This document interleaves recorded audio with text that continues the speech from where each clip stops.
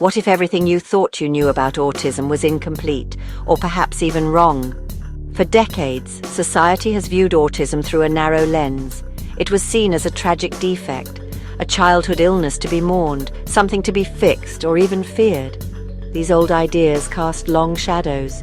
They shaped research, parenting, and public perception. But what if autism is not a broken way of being?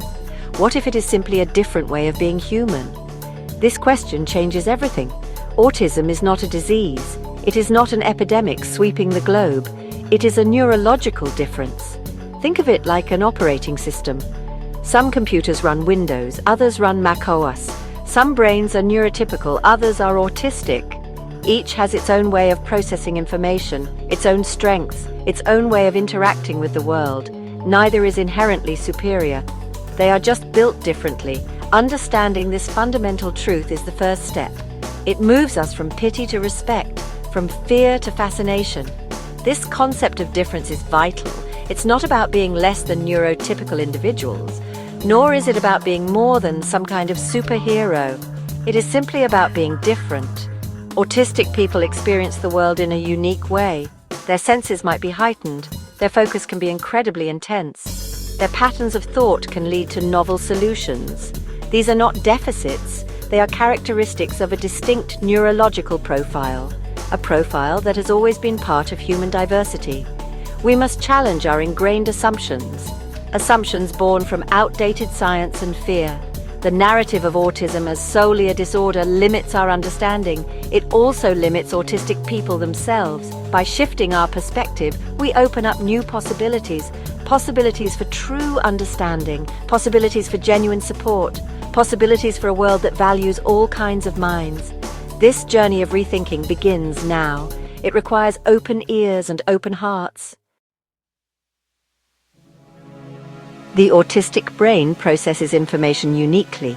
Imagine a world where every detail shouts for attention, where patterns invisible to others are starkly clear. This is closer to the autistic experience. Neurotypical brains often filter out vast amounts of sensory input. They generalize. They skim the surface. The autistic brain, however, can be a hyper-systematic information processor.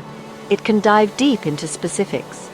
It often prefers detail over the big picture initially.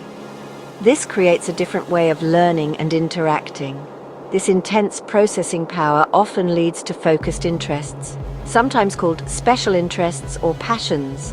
These are not mere hobbies. They are deep dives into subjects that captivate the autistic mind. Trains, dinosaurs, coding, historical events, music. The topic can be anything. This profound focus allows for an incredible depth of knowledge. It is a hallmark of autistic thinking. It can be a source of great joy, and sometimes great expertise. Society often misunderstands this intense engagement, but it is a powerful cognitive style. Sensory experiences are also profoundly different. For many autistic individuals, the world can be a sensory minefield or a wonderland. Bright lights might feel like spotlights. Soft sounds can be deafening. A light touch might be painful, or conversely, they might seek out intense sensory input. This is not an exaggeration. It is the daily reality of sensory modulation differences. Understanding this helps explain behaviors that might otherwise seem puzzling or challenging. It is about a nervous system wired differently.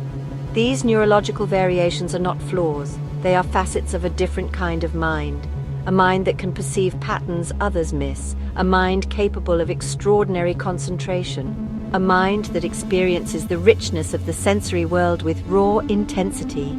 Of course, these differences can also present challenges, especially in a world not designed for them. But the starting point is to recognize the underlying neurology, not as a defect, but as a distinct architecture, one with its own logic and its own beauty. The story of autism's discovery is relatively recent. In the 1940s, Leo Kanner and Hans Asperger independently described children who were different. Kanner focused on what he saw as refrigerator mothers and profound aloneness. His view was bleak. Asperger, though, saw a wider spectrum. He noted little professors with unique gifts alongside their social challenges. These early diagnoses were just the beginning. They framed autism in medical terms, often in terms of deficit.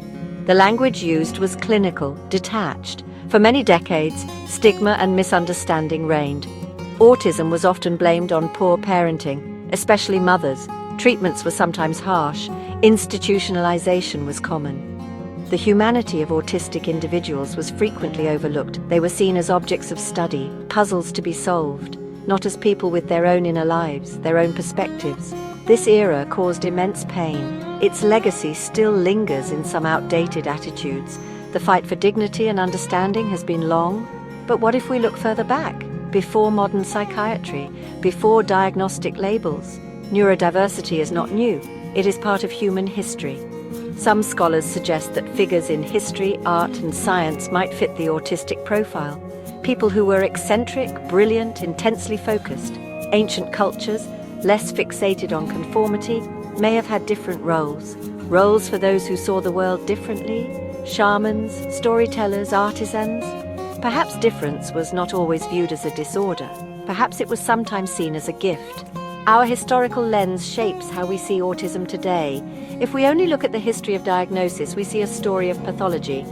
But if we consider the broader history of human variation, a new picture emerges, a picture of diversity, a picture where different kinds of minds have always existed and have always contributed to the richness of human experience. Understanding this past helps us build a more inclusive future. It reminds us that today's definitions are not the final word. They are part of an evolving story. Autism shows itself in countless ways. Picture a toddler spinning in circles, utterly absorbed, lost in the sensation, not responding to their name. This might be an early sign. Or, think of a tween obsessed with train schedules, memorizing every detail, finding comfort in the predictable patterns. Their social interactions might be awkward. They might miss subtle cues. Their peers might not understand their deep passion. These are glimpses into autistic childhoods, each one unique, yet sharing common threads of difference. Consider a teenager, once verbal and engaged, now retreating, seeming to lose skills. This is sometimes called regression. It can be terrifying for families. It often signals immense stress or overload. Or imagine an adult successful in their career, yet they return home each day utterly exhausted, drained from masking, from constantly performing neurotypicality, pretending to be someone they are not just to fit in. These are the hidden costs, the unseen struggles behind a facade of coping. There are many truths about autism that people rarely hear. For instance, girls are often diagnosed late or not at all. Their autism may present differently. They may be better at masking social difficulties. Their intense interests might be more socially acceptable. Co-occurring conditions are also common. Anxiety, depression, ADHD, epilepsy, these can complicate the picture. They highlight the need for holistic support, not just a focus on the autism label itself. These are realities we must acknowledge. And then there is stimming, repetitive movements or sounds. Rocking, flapping hands, humming. For so long this was seen as meaningless, something to be suppressed. But stimming is vital. It is a way for autistic individuals to self-regulate, to manage sensory overload, to express joy or cope with stress. It is a natural and necessary part of being autistic, not a behavior to be extinguished. Understanding these hidden truths allows for more compassion, more effective support, more genuine acceptance. The conversation around autism is shifting, crucially. Most autistic people and their advocates are not seeking a cure. Autism is intrinsic to who they are. It is the way their brains are wired. What they seek is support, understanding, acceptance. They want accommodations that allow them to thrive, access to education and employment, healthcare that understands their unique needs.